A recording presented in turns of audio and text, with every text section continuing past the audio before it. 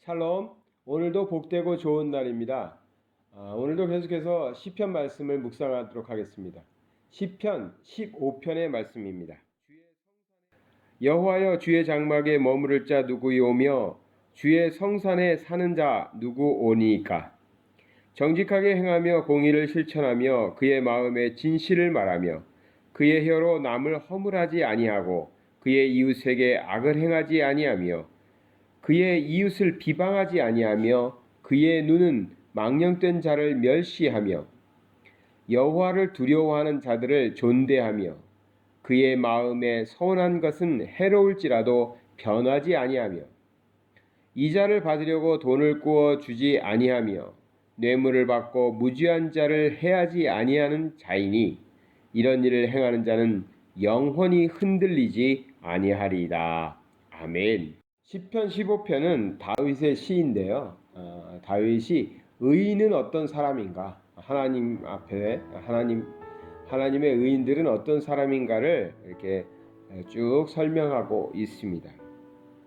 그런 의인만이 주의 장막에 머무르며 주의 성산에 거할 수 있다라는 것이죠. 즉 하나님의 집에 머무른다. 하나님의 보호하심 속에 살게 된다, 이런 뜻이겠죠. 그래서 그러한 의인들의 특징을 시로서 표현하고 있습니다. 어저께 한국에 가 있는 아이들과 얘기를 나누다가 아이들이 이제 청년들이라서 청년부에서 리더가 돼가지고 다른 청년들을 이렇게 신앙으로 인도하고 이끌어 가야 되나 봐요. 그런데 이제 그 모임 중에서 주제가 있었는데 그 주제가 뭐였냐면 어떻게 하나님이 우리를 사랑하시는 것을 느끼며 살 수 있는가, 느낄 수 있는가. 이제 어떤 사람들은 그게 당연하죠. 하나님이 날 사랑한다는 건 저는 매일 느끼고 있습니다. 이런 분들도 있어요. 이런 분들도 있는데 어떤 분들은 신앙인이지만 하나님이 날 사랑하는 거, 그건 알긴 아는데, 알겠는데 그것을 내가 삶 속에서 이렇게 정말 느끼며 감동받으며 사느냐, 그러지 못하는 분들도 많이 있죠. 그래서 이제 그걸 어떻게 하면 청년들에게 하나님이 나를 사랑한다는 것을 정말 느끼며 그것이 이제 신앙의 자산이 될 수 있도록 도와줄 수 있을까, 뭐 그런 것을 물어보더라고요. 그래서 이제 여러 가지 얘기를 하다가 다른 것도 좋지만 저라면은 얘기해주겠다. 그대로 얘기해주겠다. 하나님이 당신을 정말 사랑한답니다. 이렇게 얘기해주겠다. 근데 그것을 요즘에 사람들은 이제 전화도 잘 안 하고 문자로만 다 하잖아요. 그러니까 문자를 이렇게 보내주지 말고 이왕이면 전화를 걸어서 정말 이렇게 마음을 담아서 한번 들려주면 좋겠다. 근데 한번 이게 들으면요, 다른 사람이 얘기해 주는 거지만, 다른 사람이 이렇게 얘기해 주지만 하나님이 날 사랑한다는 그 얘기를 듣게 되면 뭔가 이 사랑한다는 얘기, 내가 지금 사랑받고 있다는 얘기를 들으면 심장이 좀 뛰지 않겠어요? 아무래도. 그래서 그런 건 어떠겠냐. 그러니까 요즘 사람들 바빠가지고 그렇게 막 전화하고 막 이런 거 잘 못한다는 거야. 문자로만 이렇게 하고 그런다는 거야. 네, 오늘 시편 15편을 읽으면서 하나님이 우리를 사랑하시니까 하나님의 자녀들은 하나님의 장막에 거하고 성산에 머무르게 하고 하나님이 이렇게 보호해 주시는 거 아니겠어요? 그래서 생각해 봤어. 내가 나의 삶을 이렇게 살아가면서 일어나는 일들, 이걸 보면서 하나님이 나를 사랑해 주시니까 내가 이렇게 오늘도 이러한 삶을 살 수 있었던 거 아닌가.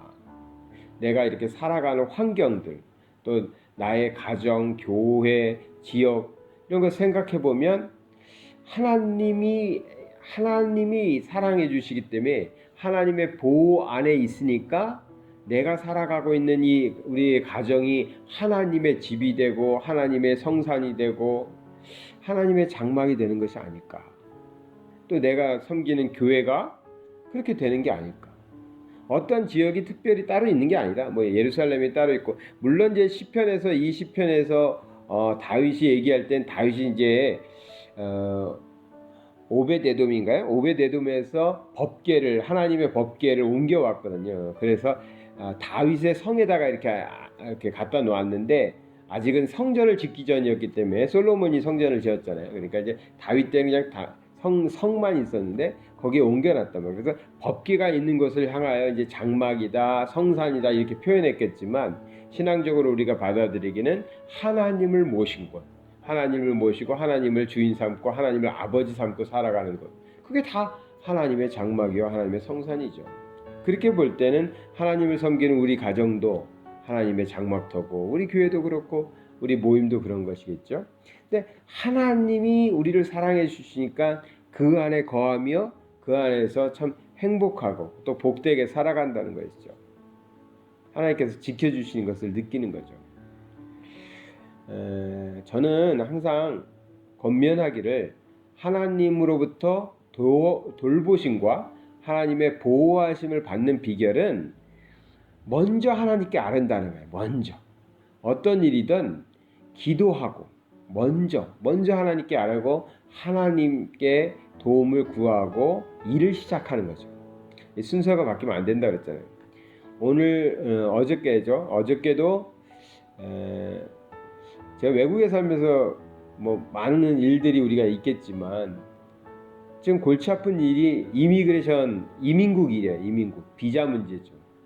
지금은 이제 제가 세컨홈 비자를 갖고 있어서 마음이 좀 편한데 어떻게 비자를 처음에 만들 때 저는 그냥 10년짜리를 했는데 아들 녀석은 미성년자이기 때문에 10년이 안 되잖아요. 그래서 이제 4년짜리를 했단 말이에요. 4년 이렇게 해 나가야 되는데 그러면서 이제 제 아내도 아들과 같이 이렇게 묶여 있어가지고 같이 4년밖에 안 해주더라고요.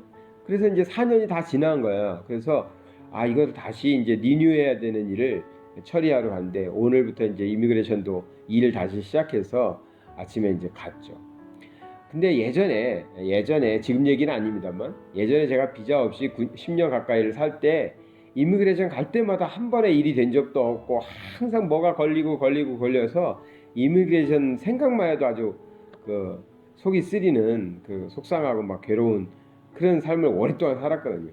근데 또 이미그레이션을 가서 이 업무를 해결해야 되는 거야. 이게 될지 안 될지도 모르고 막 여러 가지 얘기들이 있더라고요. 뭐 법이 바뀌어가지고 안 해준다는 둥, 뭐 어쩌다는 둥. 그래서 아침에 이제 일을 보러 가기 전에 기도를 했죠. 아주 단순한 거죠. 오늘 단순한 서류 몇 가지를 해결해서 일을 처리하는 일이지만 그 일을 내가 못할 일이다, 뭐 할 수 있다 이 개념도 필요 없어요. 그러니까 이게 어려우니까 힘들 것 같으니까 안 될 것 같으니까 기도하는 게 아니라는 거죠. 어쩌면 굉장히 단순한 일이지만 그래도 아침에 그 일을 처리하러 나가면서 하나님께 잠시 기도했죠. 하나님, 오늘은 이런 일들이 있는데 이런 일들을 해결해야 됩니다. 처리해야 됩니다. 근데 하나님께서 함께 해주셔서 이 일들이 참 잘 처리될 수 있도록 순적하게 편안하게 잘 처리될 수 있도록 하나님 인도해 주세요 하고 기도를 잠시 드리고 일 처리하러 나갔죠. 어떻게 됐을까요? 물론 끝나지는 않았지만 내일 다시 한번 서류가 이제 은행 서류가 하나 필요해가지고 내일 다시 가야 되긴 하지만 제가 생각한 것보다 너무나 간단하게 해결할 수 있게 되었어요. 기도를 안 하고 가도 법이 그렇게 돼 있으면 그렇게 되는 거죠. 그렇죠. 법이 그렇게 돼 있으면 그렇게 되죠. 근데 기도를 안 하고 가면 뭐가 달라지는지 아세요? 하나님이 나를 사랑한다는 걸 못 느끼죠. 내가 한 거니까. 근데 저는 아침에 기도를 하고 그 일을 처리하러 갔는데 기도했더니 하나님께서 기도를 들어주셔가지고 일이 순적하게 잘 풀렸어요. 나는 사랑받고 있구나 하는 것을 되는 일을 통해서도 느낄 수 있는 거죠. 물론 저는 제 능력으로 할 수 없고 안 되는 일도 하나님께 기도했어요. 그래가지고 안 되는 일이 된 적도 있고요. 안 되는 일이 그래서 또 안 된 적도 있어요. 그래도 저는 그때도 하나님이 나를 사랑하는 것을 느낄 수가 있었던 것이죠. 그러니까 기도가 뭐였겠어요? 기도의 능력이 어떻게 나타나요? 기도함으로 내가 하나님으로부터 사랑받고 있구나 하는 것을 느낄 수 있었다는 것이죠. 어떻게 하면 내가 사랑받고 있다는 걸 알 수 있을까? 가만히 있으면서 하나님이 나한테 무엇을 해주시나, 그것이 아니라 내가 하나님께 기도하고, 아버지와의 대화 아니겠어요? 아버지와의 대화. 아버지께 말하고, 아버지는 그 음성을 듣고 자녀에게 좋은 것으로 또 해주시고, 이것이 오고 가면서 나는 사랑받고 있구나 하는 것이죠. 사랑은 받아보면서 경험하면서 늘어나는 거 아니겠어요? 경험을 통해서 하나님이 날 사랑하시는 걸 이제 우리가 느껴가고 또 삶 속에서 많이 경험하고 체험하시려면 우리 하나님과의 대화를 끊임없이, 근데 조건부 말고 하나님 이렇게 해주시면 제가 이렇게 할게요, 이런 조건 하지 마시고, 문제 터지고 난 다음에 이 문제 해결해 주시면 제가 이렇게 할게요, 이런 거 말고요. 항상 미리미리 모든 일을, 부모에게도 그렇잖아요. 부모님한테 뭐 꼭 해결해 달라고 얘기하는 건 아니지만, 어머니 오늘 무슨 일 있는데 일 처리하러 갔다 오겠습니다, 일 보고 오겠습니다. 그럼 부모님들이 좋아하는 거잖아요. 왜? 내 자식이 다 얘기해 주니까. 그런 것처럼 우리 하나님과의 대화를 통해서 우리 하나님이 우리를 얼마나 사랑하시는지를 알 수 있다는 것이죠. 오늘 본문의 내용은 아직 못했는데 시간이 많이 갔어요. 그래서 보니까 그 하나님의 사랑하는 사람들은 결국은 의인인데, 이 의인들은, 하나님의 사랑을 받는 사람들은 어떻게 해야 되느냐, 의인답게 사는 것이 이제 쭉 나오는 거예요. 2절부터 보면 정직하게 행하며 공의를 실천하며 그의 마음에 진실을 말하고 그의 혀로 남을 허물하지 아니하고 그의 이웃에게 악을 행하지 아니하고 그의 이웃을 비방하지 아니하고 그의 눈은 망령된 자를 멸시하며, 여기 망령된 자는 하나님을 거스리는 자입니다. 망령된 자를 멸시하며 여호와를 두려워하는 자들을 존대하며, 두려워하는 자, 하나님을 경외하는 자, 섬기는 자들을 존대하며 그의 마음에 서원한 것은, 약속한 것은 내게 손해가 될지라도 그것을 지킨다는 거예요. 바꾸지 않는다는 것이죠. 정치인들이 이 말씀을 좀 보고 지금 정신 차리고 정치를 잘했으면 좋겠어요. 정치인들은 자기 이익에 따라서 너무나 말을 많이 바꾸더라고. 난 그게 좀 싫어. 그게 좀, 자기가 말을 했으면 자기에게 손해가 될지라도 자기가 한 말을 지켜주면 요번엔 안 돼도 다음에는 밀어줄 수 있는데, 매번 보면 어저께 한 말인데 오늘 와서 아니라고 또 막 그러고, 이런 모습들이 뭐 보수 진보 따질 거 없이, 여야 따질 거 없이 너무 심해요. 정치 얘기를 하려고 하는 건 아니니까. 어쨌든 정말 자기가 약속한 거, 서운한 것은 손해가 될지라도 지키는 사람이 하나님의 자녀다운 사람이죠. 또 마지막 이런 것도 있어요. 이자를 받으려고 돈을 구워주지 아니하며. 그러니까 우리가 뭐 은행도 있고요. 뭐 당연히 세상에 살고 경제가 이렇게 돌아가고 자본주의 사회 속에서 어떻게 우리가 이런 일을 안 하겠어요. 그러나 형제간에, 형제라는 것은 광범위한 형제입니다. 꼭 혈육만 얘기하는 게 아니에요. 우리와 함께 나누는 사람들, 이웃들, 내가 아는 교제하는 사람들, 이런 사람들에게까지 이자를 받고 막 이러기 위해서 돈을 꿔주는 그런 삶은 살지 말아야 된다. 그런 말씀을 하고 있는 것이죠. 무지한 자를 해하지 아니하는 자이니 이런 일을 행하는 자는 영원히 흔들리지 아니한다. 우리는 하나님의 보호하심 속에서, 하나님이 지켜주심 속에서 주의 성산에, 주의 장막에 거하는 정말 그런 사람들인데, 그런 하나님의 사랑을 받고 사는 사람답게 이미 하나님의 사랑을 다 받고 있거든요. 넉넉함이 좀 있으면 좋겠어요. 넉넉함, 하나님의 사랑을 받는 자다운 넉넉함, 그런 넉넉함이 있는 사람으로서 오늘 말씀드린 이 의인다운 삶을 쭉 살아가시면, 마지막 구절에 그렇게 다시 한번 읽어드릴게요. 이런 일을 행하는 자, 우리 하나님의 자녀들은 영원히 흔들리지 아니한다 하세요. 그러니까 우리 삶에 너무나 이렇게 막 어려운 일 생기고 질고가 생기고 문제가 생기고 병이 들고 이러면 안 좋잖아요. 그 가운데서도 신앙생활 잘 하시길 바라요. 그러나 그런 일이 없기를 또 더 열심히 기도하는 거예요. 왜? 그럴 수 있다는 거죠. 영원히 흔들리지 아니한다고 하나님이 약속하셨어요. 하나님의 사랑을 받은 자로서 하나님의 사랑받은 자답게 살아가면, 오늘 본문에 나온 것들, 이 말씀이라도 잘 지키며 살아가면 하나님이 우리를 지켜주셔서 보호하여 주셔서 흔들림 없는, 풍파 없는 삶을 우리 하나님께서 인도해 주신다는 거죠. 사실은 다윗이 많은 풍파를 겪었거든요. 그렇지만 그는 알았던 거예요. 하나님이 나를 얼마나 보호하고 계신지. 또 다윗도 죄를 졌거든요. 남의 아내까지 뺏었잖아요. 그런 걸 통해서 깨닫게 되는 것이죠. 하나님의 자녀가 하나님의 말씀대로 살아야 풍파 없이 산다. 요동함 없이 산다. 형통의 삶을 산다. 이것을 오늘 15장에서 말씀하고 있습니다.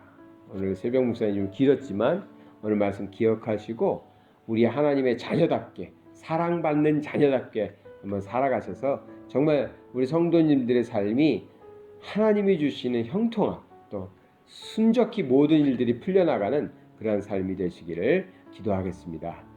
사랑의 하나님 아버지 감사드립니다. 우리의 삶 속에서 정말 우리가 하나님의 사랑받는 자로 또 하나님의 장막에 거하며 성산에 머무는 그런 하나님의 자녀들로 살아가는 것을 감사드립니다.